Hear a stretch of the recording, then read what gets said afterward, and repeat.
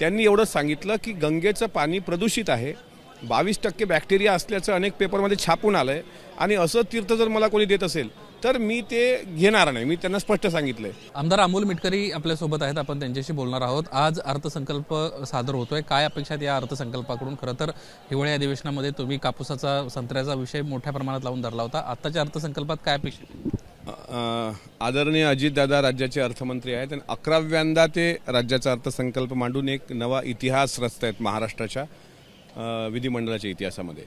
आणि अजितदादांना शेतकऱ्यांच्या प्रश्नाची जाण आहे. मध्यंतरी हरभऱ्याच्या प्रश्नाबाबत स्वतः त्यांनी मला विचारलं होतं की एकरी खर्च किती, उत्पन्न किती होतं आणि काय. त्यावेळेस पण म्हटलं, दादा या अर्थसंकल्पात थोडं दिलासादायक चित्र असावं.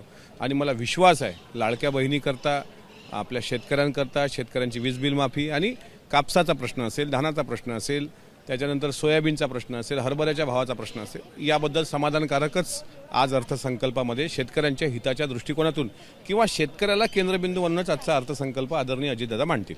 राज ठाकरेंनी कुंभमेळ्या संदर्भात जे काही वक्तव्य केलं त्या वक्तव्याकडे तुम्ही कसं पाहताय? तुमचं काय म्हणणं आहे त्यांच्या व्यक्तिशः मी त्यांच्या मताचं पूर्णपणे समर्थन करतो.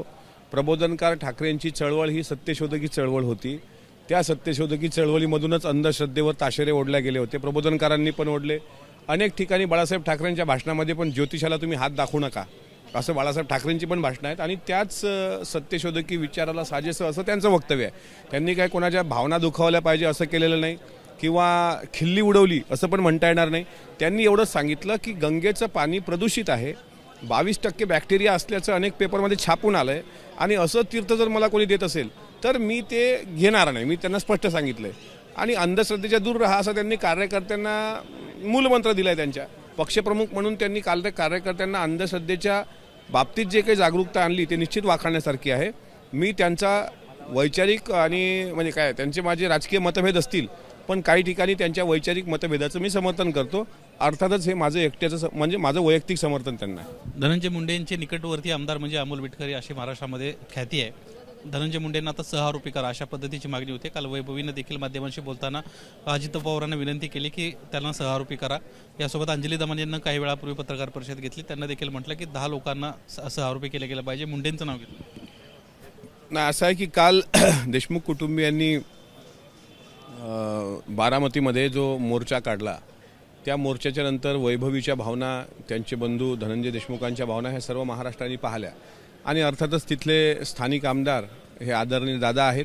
त्यामुळे त्यांच्या भावना दादांपर्यंत नक्कीच पोहोचल्या. राहिला प्रश्न त्यांना सहआरोपी करण्याचा, म्हणजे त्या दमानियाताई आरोप नेहमी करत आलेले आहेत. पण जे काही तपासाअंती सिद्ध होईल त्यानंतरच पुढची प्रक्रिया होणार. राजीनामा द्या असं सुरेश धस म्हणत होते, अनेक मागण्या होत्या. राजीनामा त्यांनी नैतिकतेच्या आधारावर दिला आहे. मार्जिन लोनचा विषय आहे. सत्ताधारी पक्षाच्याच कारखान्यांना मार्जिन लोन देण्याचा प्रकार पुन्हा एकदा समोर येतोय. भाजप असेल, शिवसेना असेल किंवा दादांची राष्ट्रवादी असेल, ह्या लोकांच्याच कारखान्यांना मार्जिन लोन देण्यात आले. कोण ज्या सध्या डेटा समोर येतोय 1140 कोटींची रक्कम आहे, त्याच्यामध्ये ह्या कारखान्यांची नावं आहेत. आता त्याबाबत दादांचा अभ्यास मोठा आहे. दादा त्या साखर संघाचे पण आहेत. माझा काय, मी कोरडवाहू शेतकरी आहे. मला साखर कारखान्याबद्दल काय आपण विचारू नका, कारण ते मी अजूनही बघितलं नाही. त्यावर न बघितल्यानं बोलणं योग्य होणार नाही. संभाजी महाराजांच्या अनुषंगानं तुम्ही एक पत्र दिले सभापतींना.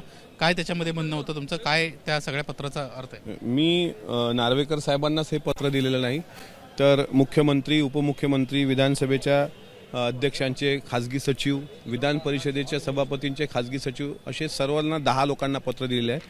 आणि मागण्या अशा आहेत की महाराष्ट्राचा मानबिंदू छत्रपती संभाजी महाराज आहेत आणि महाराष्ट्राच्या साठी स्वराज्याकरता त्यांनी आत्मबलिदान केलं. तो दिवस म्हणजे उद्याचा 11 मार्च आणि याला 350 वर्षाचा वर काळ गेला आहे. त्यामुळे उद्याच्या दिवशी या परिसरामध्ये किंवा तिथे संभाजी महाराजांना अभिवादन व्हावं अशी मागणी मी केली आणि नक्कीच त्यावर विचार होऊन उद्या ती मागणी मान्य होईल असं मला आशा आहे. धन्यवाद आमच्याशी बातचीत केल्याबद्दल. एकंदरीतच अमोल मिटकरी यांना प्रतिक्रिया दिली आहे की संभाजी महाराजांची उद्याचा जो कार्यक्रम आहे तो विधानभवन परिसरामध्ये केला गेला पाहिजे. त्यासाठी त्यांना सभापती यासोबतच मुख्यमंत्री या सर्वांनाच पत्र दिल्याचं पाहायला मिळालं. कॅमेरामन अजय शिवतरकर, निलेश बुदावले, एबीपी माझा, मुंबई. एबीपी माझा, उघडा डोळे बघा नीट.